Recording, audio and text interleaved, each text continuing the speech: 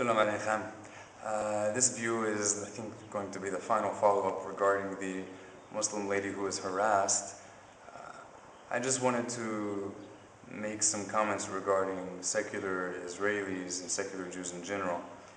Despite the fact that I mentioned that this woman was a secular Jew, I did not intend to mean by that this is the way that secular Jews in general behave.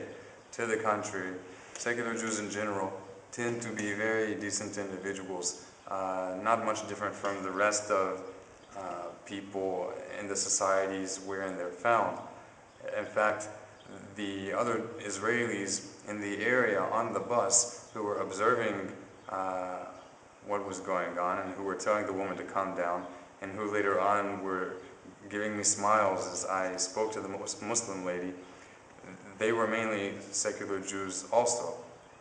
They were not predominantly religious Jews. This is because this was a bus which was coming from a secular Jewish community in Jerusalem.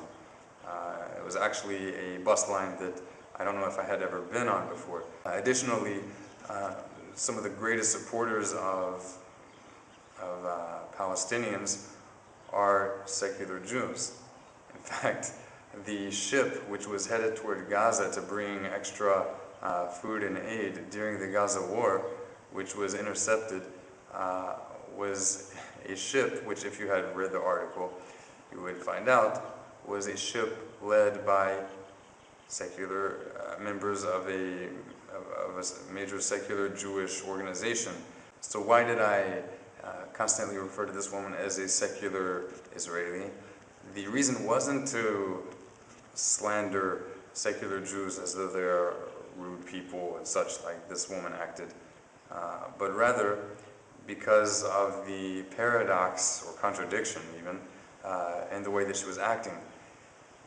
And a secular Jew who appears to make no attempt at keeping the commandments of God, whether from the Torah according to the Jewish faith or according to any other religion, but is simply going about life as he or she pleases.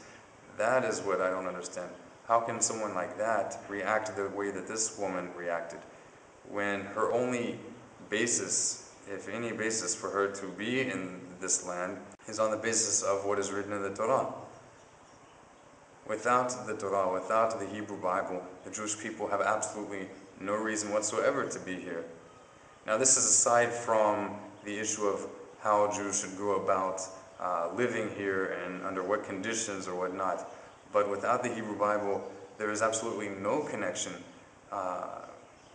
nothing special about this land. So if this woman wants to be so zealous about being in this land, aside from the fact that this also doesn't justify being rude, but if she wants to be so zealous about being in this land, if it means something so much to her, why just being in the land and not the rest of the matter, which is keeping the commandments of God in this land? The Almighty says very clearly in the Torah that He's taking the people of Israel out of Egypt to bring them into this land in order to keep His commandments, not in order to do whatever they want and live however they desire in Tel Aviv and go to nightclubs and be with all kinds of women or whatnot. Jews, whether religious or secular, whether born Jewish or converted, whether not Jewish or Jewish, both in this land and throughout the world, ultimately the land is not ours nor anyone else's, but the Creator's, and we live in all places under His conditions. But especially in the Holy Land, especially in a land which is so valued and so special to three of the most influential religions in the past 2,000 years. If a person is going to live here, at least they could show some responsibility and consistency in their lifestyle. If a woman wants to live secular, if anybody wants to live secular, this is not the place for them to do so. You have America and Europe for that.